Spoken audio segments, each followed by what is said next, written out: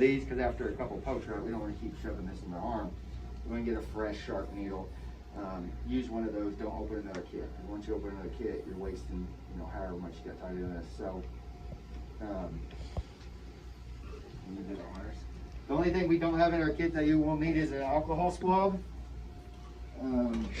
Also, I do recommend if you want to grab, to make the injection so much easier, I do recommend a couple of 3cc syringes and about 3 or 4 30 gauge half-inch needles.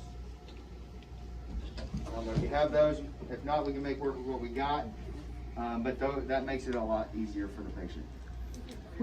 You can order them. Okay. What did you need? 3cc syringes, 2 or 3 would be fine, and then 30 gauge needles. You should. Most I've hardly run into not having it. We give, when we're done, the PRP will be in a 10cc syringe. Most people find it harder to push. Plus we provide a 27 gauge needle. You can totally do the procedure with that, but 30 gauge is much more comfortable for them. Yeah, she said, you got the alcohol. Yep, she's got some.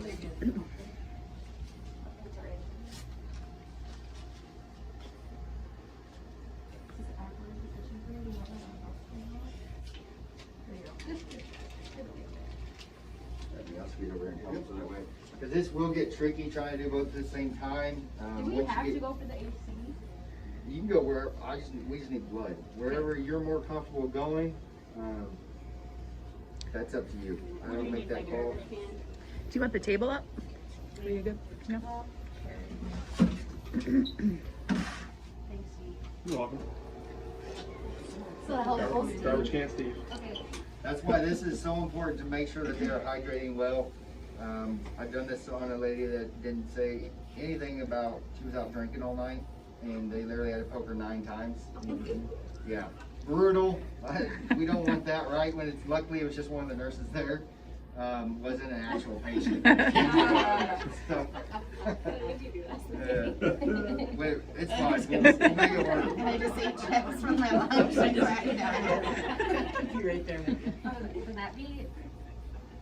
Can you push that on first, or do you have to do? No, you have to wait with the vacuum. We don't want to put. But Okay. so when you get good at it, what a lot of them will do have this in their offhand, or they'll have the tray sitting here next to them and have it on there. They'll get the needle in and then they'll pop it on. Okay. During training, I usually just help. This way it makes it more easier and more comfortable for you. Okay. What you're looking for, as soon as you get in, the flash will come into here. Once you have that flash, then you pop the tube on. This vacuum is super strong. There is a great chance that you might blow it. Back out and let it fill back up.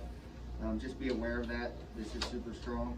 It is common to happen. So, Like it'll play on? no, it'll pop the bank. Oh, it's Yeah. okay. So Awesome. Thanks, Kelly. it doesn't Still happen wanting to all do the time. this? No. Just, I'm telling you all the warnings so you know what to look for if it was to happen.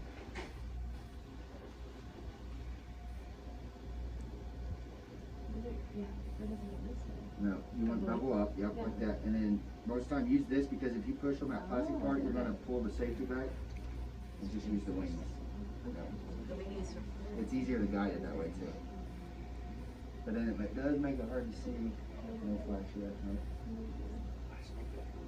Okay, good, good. There it goes. You want this out?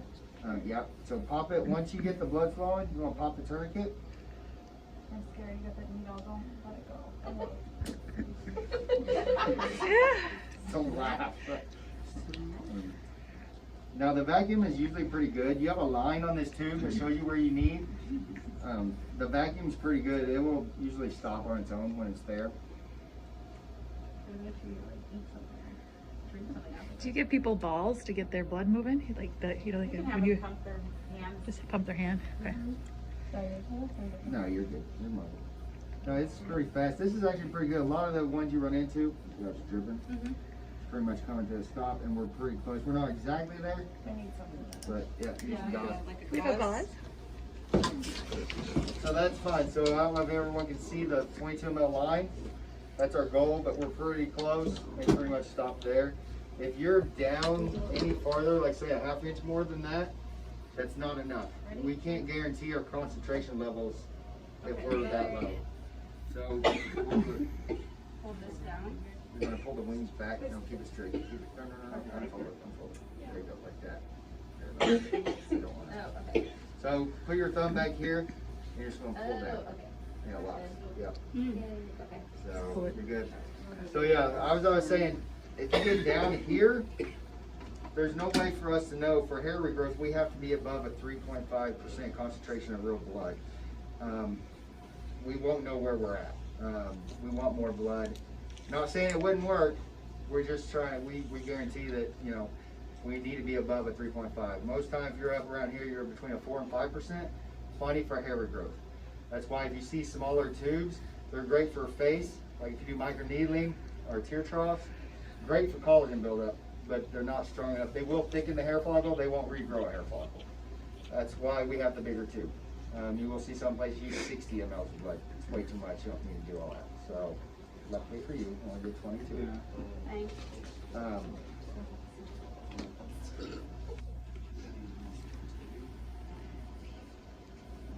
Good job, Kelly, you did great. That's the hardest part of it all, right there.